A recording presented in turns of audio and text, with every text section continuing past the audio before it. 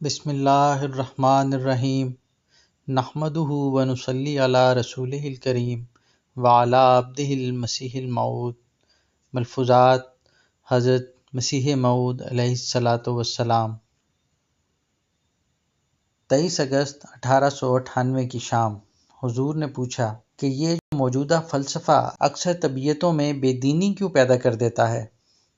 Master Ghulam محمد صاحب سیالکوٹی نے کہا کہ دراصل جو طبیعتیں پہلے ہی سے بے دینی کی طرف مائل ہوتی ہیں وہی اس سے اثر پذیر ہوتی ہیں، ورنہ اکثر بڑے بڑے فلاسفر مزاج پادری اپنے مذہب میں پکے ہوتے ہیں۔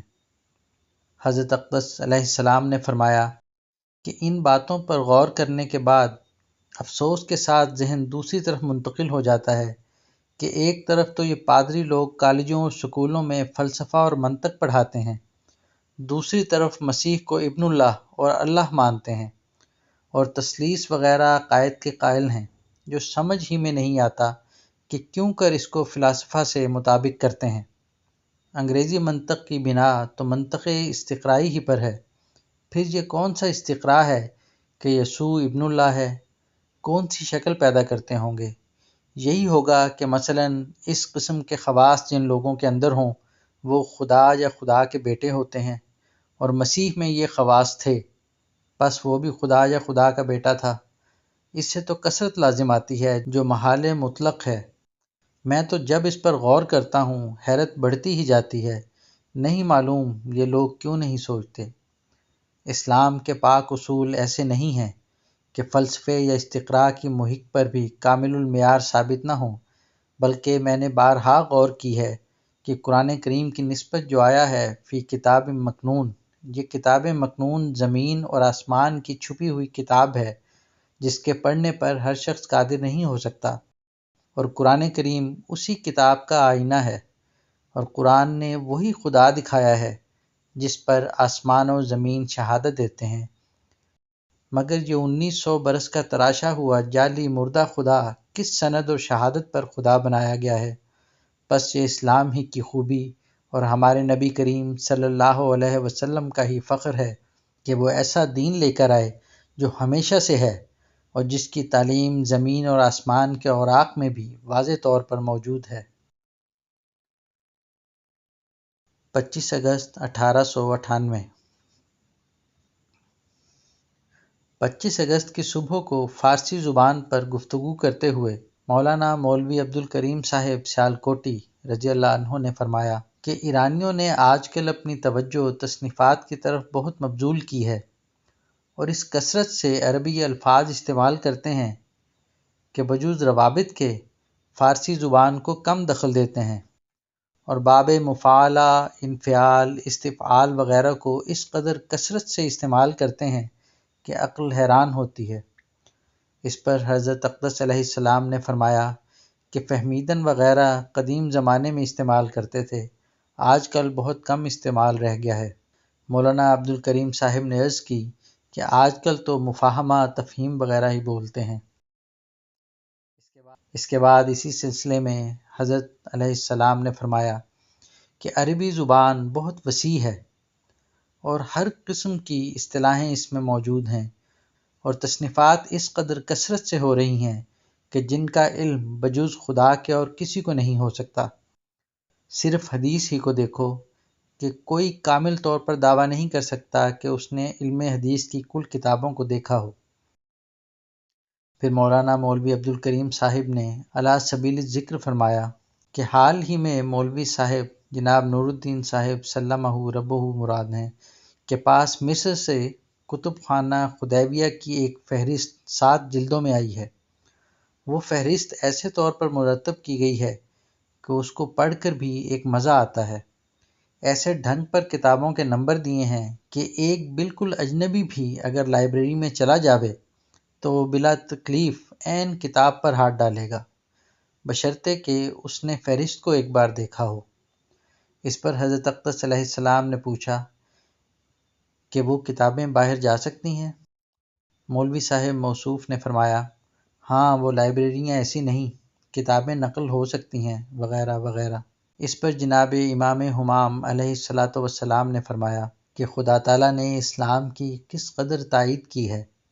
اگر کوئی نادان اسلام کی تائید الہی کا انکار کرتا ہے تو اسے ماننا پڑے گا کہ کبھی بھی دنیا میں خدا نے کسی کی تائید نہیں کی۔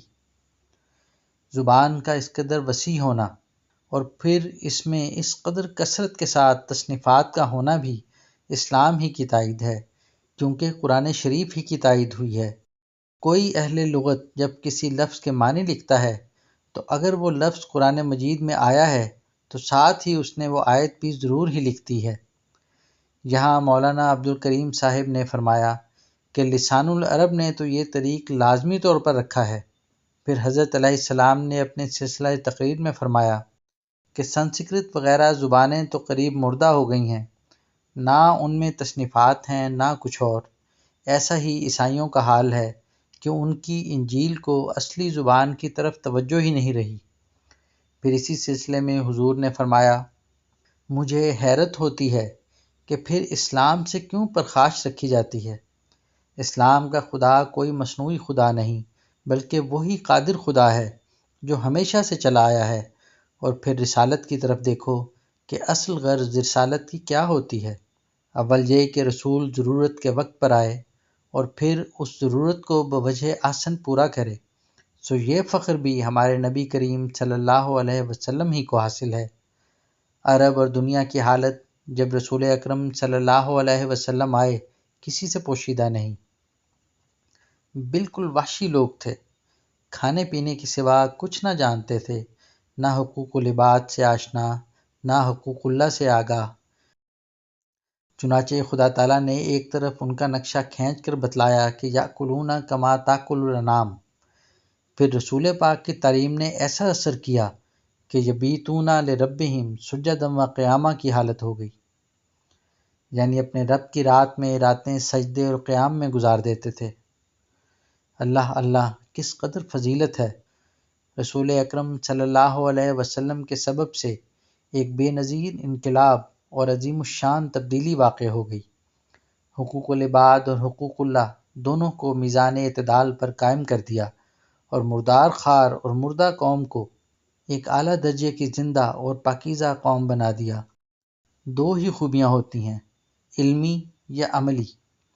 عملی حالت کا تو یہ حال ہے کہ یبیتون لربہم سجدا و قیاما، اور علمی کا یہ حال ہے کہ اس قدر کثرت سے تصنیفات کا سلسلہ اور توسیع زبان کی خدمت کا سلسلہ جاری ہے کہ اس کی نظیر نہیں ملتی۔ دوسری طرف جب عیسائیوں کو دیکھتا ہوں تو مجھے حیران ہی ہونا پڑتا ہے کہ حواریوں نے عیسائی ہو کر کیا ترقی کی۔ جو یسوع کا خزانچی تھا کبھی کبھی تغلب بھی کر لیا کرتا تھا، اور 30 روپے لے کر استاد کو پکڑوانا تو اس کا ظاہر ہی ہے۔ یسوع کی تھیلی میں 2000 روپیہ رہا کرتے تھے۔ ایک طرف تو ان کا یہ حال ہے، بالمقابل رسول اکرم صلی اللہ علیہ وسلم کا یہ حال کہ بوقت وفات پوچھا کہ کیا گھر میں کچھ ہے؟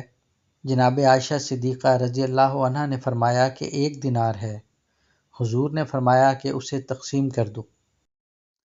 کیا یہ ہو سکتا ہے کہ اللہ کا رسول خدا تعالیٰ کی طرف سفر کرے اور گھر میں 1 دینار چھوڑ جاوے؟ مجھے تو حیران ہی ہونا پڑتا ہے کہ عیسائی لوگ فلسفہ پکارتے ہیں، ان کی الہیات کی فلسفی خدا جانے کہاں گئی۔ کفارے ہی کو دیکھو، ایک تصوری جانور کی طرح ہے۔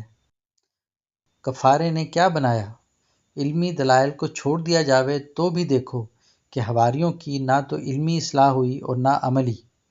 علمی اصلاح کے لیے تو خود انجیل نے فیصلہ کر دیا کہ وہ موٹی عقل والے تھے اور کم فہم اور لالچی تھے، اور عملی اصلاح کا خاکہ بھی انجیل ہی نے کھینچ کر دکھلا دیا کہ کوئی لعنتیں بھیجتا ہے اور کوئی 30 روپے پر پکڑواتا ہے، اور کیا کچھ گناہ کے آثار۔ تاریکی اور ظلمت تو اسی دنیا ہی میں شروع ہو جاتی ہے، جیسے فرمایا من کانا فی ہذہ اعمی فہو فی الآخرۃ اعمی۔ اب یسوع کے شاگردوں کو دیکھو کہ کیا ان کی حالت میں تبدیلی ہوئی۔ گناہ کے دور ہونے سے تو ایک قسم کی بصیرت اور روشنی پیدا ہوتی ہے، مگر ان میں کہاں؟ پھر کفارے نے کیا بنایا؟